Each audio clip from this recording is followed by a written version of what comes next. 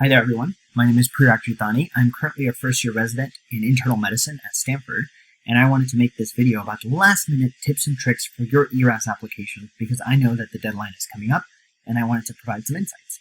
So this video is going to be the biggest tips and tricks for ERAS, especially last-minute tips and tricks, and then it's going to be about FAQs, which is frequently asked questions, and this is because I made a video about ERAS recently, and a lot of you left comments on it with questions, so I wanted to address those. If you don't already know, I have a ton of videos related to ERAS. The first one is the one right here. I published this recently. That's all about MyERAS application. The second one is about what it looks like when you're done with the ERAS, and then ultimately the ERAS supplement if you're interested in that. The good part about all three of these videos is that they're all specialty agnostic, and therefore you would be able to benefit from them even if you are not applying into internal medicine. And I'm going to link all three of the videos in the description below. The next part of the tips that I wanted to focus on is people are obviously getting very close to submitting ERAS, and there's actually a distinct way to submit ERAS, and you want to make sure you do it properly, because if you don't, you might actually end up sending programs things that you may not want to send them, and sending programs things that maybe you did want to send them and then forgot to do them. So I'm going to show you that you need to submit your ERAS properly, and there's 5 main steps. The first one is to certify and submit your application, and you can usually do that on the left-hand side when you log into ERAS, making sure that's certified and submitted. Just because your application is certified and submitted does not mean that you actually submitted the full application to all your programs, because then you also need to make sure your transcript and MSPE are uploaded. Your transcript and MSPE will go to every single program that you apply to automatically, so you don't have to worry about that as long as they're uploaded. If they're not uploaded, you should reach out to your med school, because usually the med schools are in charge of doing that. The third, fourth, and fifth steps are absolutely critical because you actually have to assign your USMLE transcript to every program that you're applying to manually.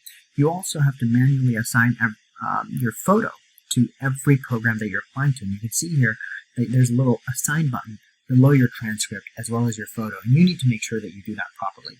And then you also need to send your letters of recommendation to every program that you're applying to.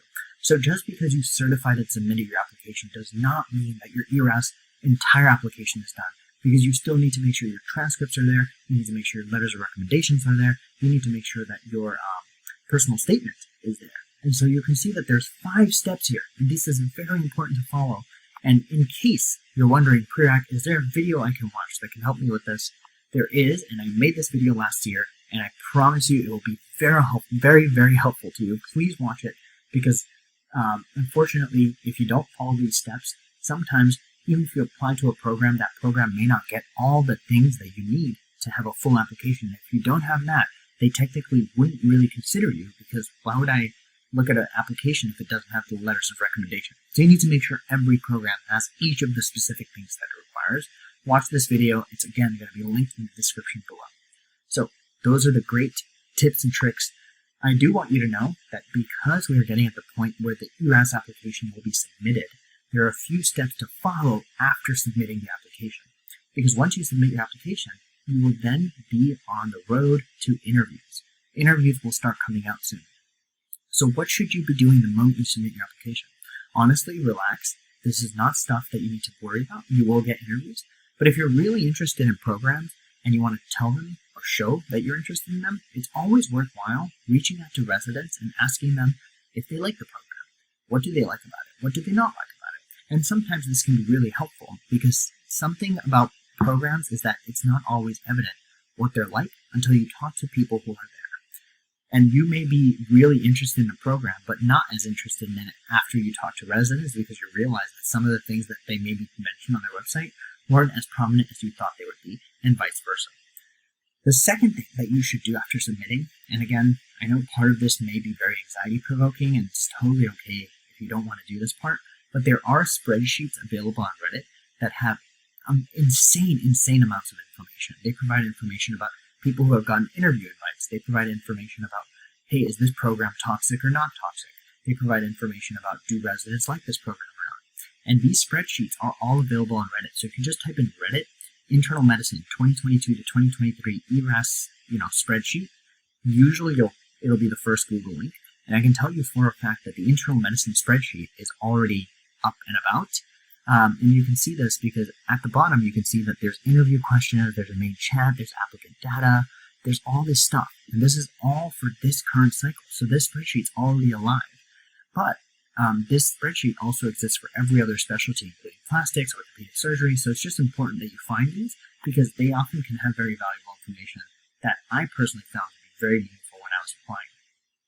And again, Prerak, is there a video where you summarized all of this? There is. It's right here, and again, it's going to be linked in the description below, and I hope you find it helpful. So now, without further ado, let's jump into the frequently asked questions that you all had about the ERAS application, because they were really good questions, and I wanted to address them. And all of these questions are coming from this video. A while ago, I published a video where I walked you through my entire ERAS application, and many of you had questions, so I wanted to address them. Here they are. So the first question was, you didn't include any undergrad volunteering experiences.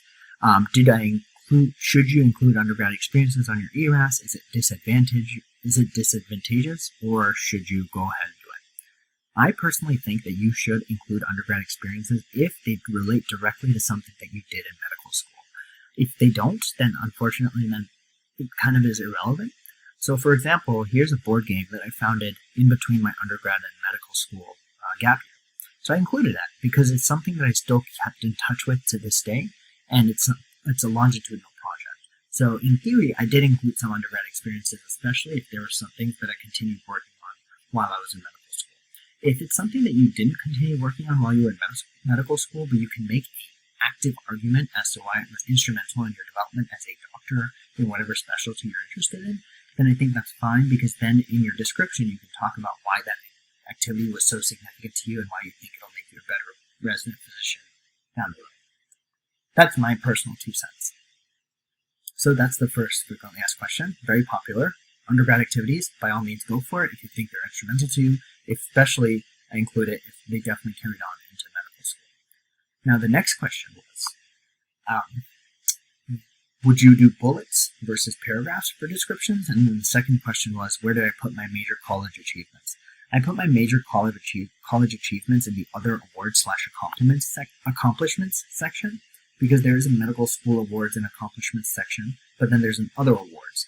And so if you have undergraduate awards there, you can include them all here, and you can see these are all my Berkeley awards, and I put them there. So to address the first part of this question, I think either ones could work. I'm a big fan of the paragraph because it allows you to, speak like a human. But if you're describing your job and you want to just say what you did, I think it's totally fair to say, in this job, bullet point, bullet point, bullet point. I would just be very careful to make sure that the bullet points are formatted properly, and that when you copy and paste them into ERAS, they actually show up. Because sometimes if you paste bullet points, they often get indented, some sort of weird text formatting happens. So all that to say, bullet points are fine if you're objectively overviewing whatever you did. But otherwise, I think paragraphs are helpful to convey emotions that you feel and why you think activities are meaningful to you, because that's something that bullet points kind of take the feeling out of and makes you seem a little bit more monotonous, in my opinion, in terms of tone. And here's the last frequently asked question, which was, how did I find researchers who were in the latter stages of their research? You'd actually be surprised. I actually didn't find too many researchers who were in the latter stages of their research. Instead, I just got really involved in a lot of projects very early on in medical school, and I then found people to continue those projects when I was unable to. And so because of that, a lot of these projects ended up getting completed over the 5 years of medical school for me, because I did an extra MBA year. And therefore, I was still able to get a publication out of it. So I think it's much more about finding someone to continue the project even when you are not able to continue it. And I think you mentioned here, if I collected the data, obviously wouldn't have amounted to anything. That's actually not necessarily true, because if you collect data for something and you're able to see that project to completion, the fact that you collected the data means that you have to be included on the paper, because you were literally at the source of the primary literature that the paper is based off of. So I think the main key here is to make sure that if you were to start a project, it's not just important to find projects that maybe are at the tail end, but to find projects and then find someone who can continue those projects, because then if when they reach the finish line, you're still going to be included because you were so instrumental in making it happen. So I think that was personally helpful for me, because I was able to get a lot of people to continue the projects even after I was done, and wasn't able to contribute, and that made all the difference. So hopefully these were some helpful tips and tricks for the last, X days before ERAS submission. If you enjoyed this video, please drop a like, comment, share, subscribe. It really means a lot to me, and I hope you find these videos to be helpful. And I'll see you all in the next one. Peace.